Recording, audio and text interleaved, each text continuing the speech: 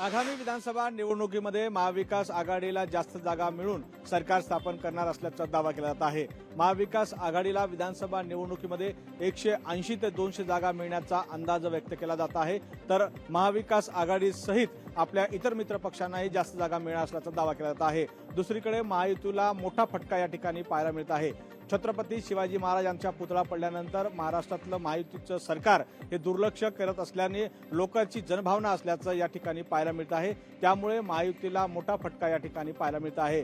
काँग्रेस, राष्ट्रवादी काँग्रेस आणि शिवसेना उद्धव बाळासाहेब ठाकरे यांच्या पक्षाला मोठं ताकद या ठिकाणी पाहायला मिळत आहे। तर राष्ट्रवादी काँग्रेस पक्ष शरद पवार गटाकडून दावा केला जात आहे की 200 पेक्षा जास्त जागा भविष्यात मिळू शकतात।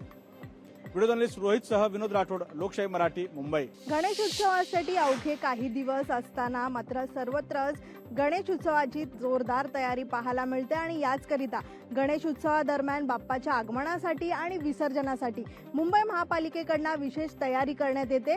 सध्या मी आहे मुंबईच्या गिरगाव चौपाटीवरती। आपण पाहू शकतो की महानगरपालिकेकडून सध्या या ठिकाणी तयारी जी आहे ती केली जाते। गणेश उत्सवाच्या निमित्तानं या ठिकाणी ठिकठिकाणी आपण पाहतो की विशेषतः मनोरे जे आहेत ते उभारण्यात येतात, कारण पोलिसांची करडी नजर असते या दरम्यान।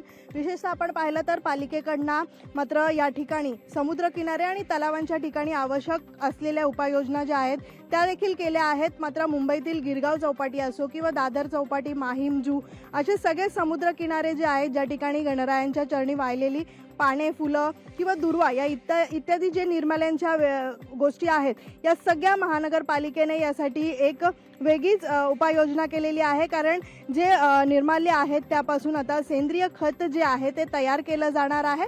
जवळपास आपण पाहतोय की मुंबईत प्रमुख विसर्जन स्थळी जे आहेत जवळपास आपण पाहतोय की 200हून अधिक हे स्वागत कक्ष जे आहेत त्या ठिकाणी उभारण्यात येणार आहेत, स्थापन करण्यात येणार आहेत। विशेषतः आपण पाहिलं तर गिरगाव चौपाटीच्या आसपासच्या परिसरात आपण पाहिलं तर मोठमोठे हे स्टेज जे आहेत ते उभारण्यात आलेले आहेत, कारण इथून येणारे जे गणेश मंडळ आहेत त्यांना मार्गदर्शन दाखवण्यासाठी या ठिकाणी सूचना दिल्या जातात। मात्र या ठिकाणी एक वेगळीच आपण पाहतोय की उपाययोजना केलेली आहे, कारण बाप्पाची जी ट्रॉली असते ती समुद्राच्या मार्गाने व्यवस्थित यावी, कुठेही अडथळा जो आहे तो होऊ नये यासाठी विशेषतः आपण पाहू शकतो की लोखंडी पट्ट्या ज्या आहेत, लोखंडी या ठिकाणी पट्ट्या या ज्या आहेत त्या टाकलेल्या आहेत, त्यामुळे कुठेही वाळूमध्ये बाप्पाची ट्रॉली जी आहे ती फसणार नाही याची काळजी घेण्यात आलेली आहे। त्यामुळे एकूणच मुंबई महापालिकेकडून जय्यत तयारी जी आहे ती यंदाच्या गणेश उत्सवासाठी करण्यात आलेली पाहायला मिळते। व्हिडिओ जर्नलिस्ट राजेश मनियाचा, मीनाक्षी म्हात्रे, लोकशाही मराठी, मुंबई। शिवसेनेच्या नेत्या सुषमा अंधारे यांचे फ्लेक्स पुण्यातील वडगाव-शेरी परिसरात लागलेले आहेत। खरं तर या फ्लेक्समधून सुषमा अंधारे या शिवसेनेकडून विधानसभा लढवणार अशी शक्यता वर्तवली जात आहेत। त्यांचे कार्यकर्ते आनंद गोयल यांनी हे सगळे फ्लेक्स जे आहेत ते वडगाव-शेरीतील अनेक भागामध्ये लावलेले आहेत। खरं तर वडगाव-शेरीचे विद्यमान आमदार सुनील टिंगरे हे पोर्शो कार प्रकरणात सध्या अडचणीत सापडले असून खरं तर वडगाव-शेरी मतदारसंघातून अनेक इच्छुक उमेदवार सुद्धा विधानसभा लढवण्यासाठी त्यांचेही वेगवेगळे होर्डिंग वडगाव-शेरी विधानसभा मतदारसंघात लागलेले आहेत। अशातच आता शिवसेनेच्या आक्रमक नेता असलेल्या सुषमा अंधारे यांचे फ्लेक्स लागल्याने चर्चेचा विषय तो आहे बनलेला आहे। लोकशाहीसाठी मी चंद्रशेखर भांगे, पुणे। राष्ट्रवादीचे अध्यक्ष शरद पवार आजपासून 3 दिवस कोल्हापूर जिल्हा दौऱ्यावरती आहेत। खरं तर शरद पवार हे विमानानं कोल्हापूरमध्ये येणार होते, मात्र राष्ट्रपती द्रौपदी मुर्मू यांचा दौरा आल्यानं त्यांना बाय कार यावं लागलं। यावेळी कोल्हापूर शहरात प्रवेश केल्यानंतर त्यांना वाहतुकीच्या कोंडीचा सामना देखील करावा लागला। यावेळेस एक पोलिसांची कार देखील या ताफ्यातली बंद पडली, त्यामुळं धावपळ मात्र उडाल्याचं आपल्याला पाहायला मिळालं। अखेर शरद पवार आहेत ते कोल्हापुरातील एका खाजगी हॉटेलमध्ये दाखल झाले। यावेळेस काँग्रेस नेते सतेज पाटील, समरजित सिंह घाटगे आणि व्ही पाटील यांनी पुष्पगुच्छ देऊन शरद पवार यांचं स्वागत केले। आज शरद पवार इथून बेळगावला रवाना होणार आहेत, तर उद्याच्याला कार्यकर्त्यांच्या गाठीभेटी घेऊन केशवराव भोसले नाट्यगृहाची पाहणी करतील। शिवाय त्यानंतर कागल इथं समरजित सिंह घाटगे यांचा शरदचंद्र पवार गटामध्ये जो आहे प्रवेश आहे तो होणार आहे आणि त्यानंतर शरद पवार दुसऱ्या दिवशी देखील या ठिकाणी थांबणार आहेत। त्यामुळं कार्यकर्त्यांना एक प्रेरणा आहे किंवा कार्यकर्ते एक ऊर्जितावस्था आल्याचं आपल्याला पाहायला मिळतंय। आज सकाळी जरी स्वागत केलं असलं तरी अनेक कार्यकर्ते त्यांच्या भेटीसाठी मात्र आता आतुर झाल्याचं आपल्याला दिसून येतंय। सतेज औंधकर, लोकशाही मराठी, कोल्हापूर। सांगलीच्या कृष्णा नदी पात्रात पुन्हा एकदा घोड्यांच्या शर्यतीचा थरार पाहायला मिळाला। दिनकर तात्या पाटील युवा शक्ती सांगलवाडी यांनी या घोड्याच्या शर्यतीचे आयोजन केलेलं होतं. कृष्णा नदीतील आयर्विन पुलाकडे या घोड्यांच्या शर्यती पाहण्यासाठी नागरिक सांगलीकरांनी मोठी गर्दी केलेली होती. नदीकाठी मोठी गर्दी केली होती. या घोड्यांच्या शर्यतीत जवळपास 10 संघांनी सहभाग घेतलेला होता. या शर्यती पाहण्यासाठी अनेक शौकीन येतात. या शर्यती पाहण्यासाठी स्वामी समर्थ घाटावर आणि आयर्विन पुलावर नागरिकांनी मोठी गर्दी केलेली यावेळी पाहायला मिळाली. कॅमेरामॅन सुजितसह संजय देसाई, लोकशाही मराठी, सांगली. लाडकी बहीण योजना बंद पाडण्याची काँग्रेसची इच्छा असल्याने अनिल वडपल्लीवार यांच्या माध्यमातून कोर्टामध्ये याचिका दाखल करण्यात आल्याचा आरोप स्वतः राज्याचे मुख्यमंत्री एकनाथ शिंदे आणि उपमुख्यमंत्री देवेंद्र फडणवीस यांनी नागपूर येथे आयोजित लाडकी बहीण मेळाव्यातून केला होता. त्यालाच काँग्रेसचे प्रदेश अध्यक्ष नाना पटोले यांनी प्रत्युत्तर देताना सांगितलं की अनिल वडपल्लीवार यांच्याशी आमचा काही संबंध नसून हे चुकीचे आरोप आमच्यावरती केले जात आहे असं प्रत्युत्तर त्यांनी दिलं होतं. मात्र आज लोकशाही मराठीने स्वतः अनिल वडपल्लीवार यांच्याशी संवाद साधला असता अनिल वडपल्लीवार यांनी जे आहे ते माझ्याबद्दल जे आहे ते चुकीची माहिती पसरवली जात आहे. मी नक्कीच काँग्रेसच्या निवडणुकीच्या कामकाजामध्ये काम केलेलं आहे, मात्र मी काँग्रेसच्या कोणत्याही पदावर नाही. मी एक सामान्य कार्यकर्ता आहे. कदाचित नाना पटोले मला प्रदेशाध्यक्ष असल्याने ते देखील ओळखत नसतील. मात्र जी याचिका दाखल करण्यात आली आहे त्या याचिकाचा लाडकी बहीण योजनेशी कुठलाही संबंध नसल्याचं अनिल वडपल्लीवार यांनी सांगितलं आहे. आणि माझ्याबद्दल जी काही माहिती पसरवली जात आहे ती अत्यंत चुकीची पसरवली जात आहे. त्यामुळे ही थांबावी आणि आपल्यावर जे काही आरोप झाले होते ते सगळे आरोप त्यांनी या ठिकाणी फेटाळून लावले आहे. लोकशाही मराठीकरता मी ज्ञानेश्वर पवार, नागपूर. नवी मुंबईमध्ये कराडवासियांचा एक बैठक आयोजित करण्यात आली होती. या बैठकीला काँग्रेसच्या वतीने नवी मुंबई जिल्हाध्यक्ष अनिल कौशिक, माजी मुख्यमंत्री पृथ्वीराज चव्हाण उपस्थित होते. कराडवासी जे आहेत रायगड, ठाणे, नवी मुंबई, मुंबई या भागात राहतात. त्या दृष्टीने विधानसभेच्या निवडणुकी दृष्टीने या बैठकीला विशेष महत्त्व प्राप्त होत आहे. तसेच काँग्रेस कराडवासियांसाठी आगामी काळामध्ये जोरदार मोर्चेबांधणी करताना दिसून येते. बेलापूर मतदारसंघात नवी मुंबई काँग्रेस अध्यक्ष अनिल कौशिक हे सुद्धा जोरदार मोर्चेबांधणी करताना दिसून येत आहेत. तसेच अनिल कौशिक आणि पृथ्वीराज चव्हाण यांच्यामध्ये सुद्धा नवी मुंबईमध्ये एक बैठक पार पडली. आगामी विधानसभेच्या निवडणुकी दृष्टीने काँग्रेस जोरदार मोर्चेबांधणी करताना दिसून येते. तसेच कराडवासी यांचा जोरदार मेळावा हा नवी मुंबईमध्ये पार पडणार आहे. कॅमेरामॅन विनोदसह विकास मिरगणे, लोकशाही, नवी मुंबई. बीड जिल्ह्यामध्ये मागील 2 दिवसांपासून दमदार अशा पावसाने हजेरी लावलेली आहे आणि त्यामुळेच बीड जिल्ह्यातले जे शेतकरी आहे ते सुखी समाधानी झाल्याचं देखील चित्र पाहायला मिळत आहे. दुष्काळी बीड जिल्ह्यामध्ये सध्या जे 48 प्रकल्प आहेत ते पूर्ण क्षमतेने भरलेले आहे आणि त्यामुळेच पाण्याचा जो महत्त्वाचा प्रश्न होता तो देखील मार्गी लागल्याचं दिसून येत आहे. त्याबरोबरच जनावरांच्या पाण्याचा प्रश्न असेल, चाऱ्याचा प्रश्न असेल, तो देखील गेल्या अनेक दिवसांपासून प्रलंबित होता. आता मात्र जो काही पाऊस झालेला आहे या पावसामुळे या जनावरांचे जे काही पशुपालक आहेत त्यांना मोठा दिलासा मिळाल्याचं चित्र पाहायला मिळत आहे. त्याबरोबरच बीड शहराला जवळपास 12 दिवसाला पाणी पुरवठा होत होता. मात्र या पावसामुळे बीड शहरानजीकचं जे काही बिंदुसरा धरण आहे ते पूर्ण क्षमतेने भरलेलं आहे. त्याबरोबरच माजलगाव धरणामध्ये देखील पाण्याची आवक मोठ्या प्रमाणात होत आहे. त्यामुळेच आता बीड शहरवासियांना जवळपास 4 ते 5 दिवसाला पाणी पुरवठा होणार आहे. त्यामुळेच बीड शहरवासियांचा पाण्याचा जो प्रश्न आहे तो देखील मार्गी लागणार आहे. एकंदरीत जर पाहिलं तर दुष्काळी बीड जिल्ह्यामध्ये आता समाधानकारक अशी परिस्थिती जी आहे ती पाहायला मिळत आहे आणि जवळपास 48 जे पाण्याचे प्रकल्प आहेत ते देखील पूर्ण क्षमतेने भरलेले आहेत. त्यामुळेच या ठिकाणचा बळीराजा जो आहे तो सुखावल्याचं दिसून येत आहे. विकास माने, लोकशाही मराठी, बीड. बंगालच्या उपसागरामध्ये कमी दाबाचा पट्टा निर्माण झालाय. त्यामुळे महाराष्ट्रामध्ये प्रत्येक जिल्ह्यात जोरदार पाऊस सुरू आहे. सोलापूर जिल्ह्याला देखील येलो अलर्ट देण्यात आलाय. पंढरपूरसह सोलापूर जिल्ह्यात पावसाळ्याच्या सुरुवातीला जोरदार पाऊस झाला होता. मात्र नंतर पावसाने उघडीप दिल्याने खरीपाचे पिकं धोक्यात आली होती. मात्र आता 2 दिवस झालं सोलापूर जिल्ह्यात सूर्यदर्शन होत नाही. पावसाची संततधार सुरू असल्याने खरीपाच्या पिकांमध्ये पाणी साठलेलं आहे. त्यामुळे पिके कुजण्याचा धोका निर्माण झालेला आहे. पाऊस असाच सुरू राहिला तर हाताला आलेलं खरीपाचं पीक हे शेतकऱ्यांच्या हातून जाणार अशी परिस्थिती निर्माण झालेली आहे. 2 दिवस झालं सोलापूर जिल्ह्यात सूर्यदर्शन झालं नाही. त्यामुळे एकंदरीतच शेतकरी राजा आता थोडा कुठेतरी धास्तावल्याचा दिसून येतोय. आणखीन 2 ते 3 दिवस सोलापूर जिल्ह्याला येलो अलर्ट राहिला आणि पाऊस जर सुरू राहिला तर मात्र बळीराजाची चिंता जास्तच वाढणार आहे. अभिराज उबाळे, लोकशाही मराठी, पंढरपूर. सोलापूर शहरासह जिल्ह्यातील ग्रामीण भागामध्ये पहाटेपासून जे आहे तो जोरदार पाऊस सुरू आहे आणि या पावसामुळे जे आहे ते सोलापूर शहरासह ग्रामीण भागातील जनजीवन जे आहे ते विस्कळीत झालेलं आहे.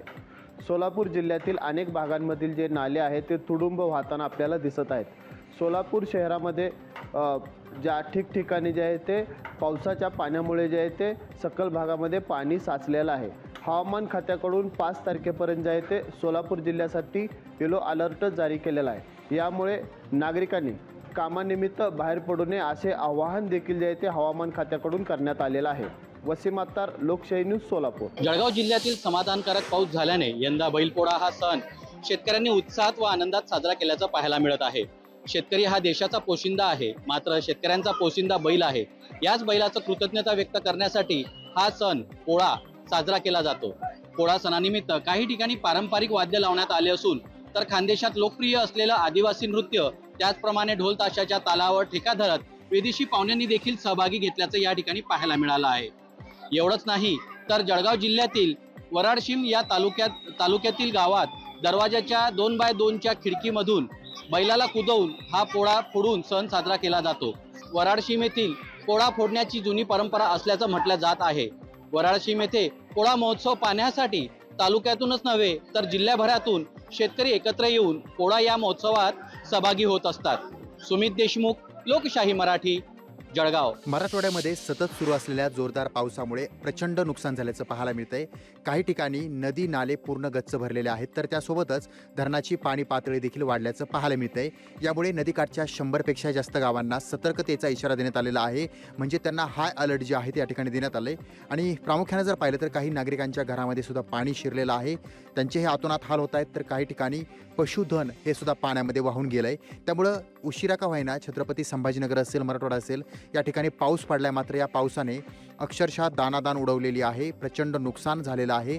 त्यामुळं आता सर्वसामान्य जनतेचं किंवा शेतकऱ्यांचं प्रचंड नुकसान झाल्याच्या नंतर नुकसान भरपाई देण्यात यावी, ही मागणी आता जोर धरू लागलेली आहे. त्यामुळे प्रामुख्यानं जर पाहिलं तर सरकार याकडे किती गांभीर्यानं घेतं, किती लक्ष देतं हे पाहणं महत्त्वाचं असताना शेतकऱ्यांना सुद्धा नुकसान भरपाई देण्यात यावी, ही मागणी आता जोर धरू लागलेली आहे. कारण गेल्या बऱ्याच दिवसांपासून पाऊस पडतोय, मात्र त्यामुळं पिकं जी आहेत ती वाया चाललेली आहेत आणि याचाच कुठंतरी फटका सर्वसामान्य शेतकऱ्याला बसतोय. त्यामुळे शेतकरीसुद्धा आता मदतीची मागणी करतायत. आणि ज्या ठिकाणी जोरदार पाऊस झाला आहे, ज्या ठिकाणी नुकसान झालं आहे, त्या ठिकाणीसुद्धा सरकारनं लक्ष द्यावं आणि मदत द्यावी, ही मागणी आता केली जाते.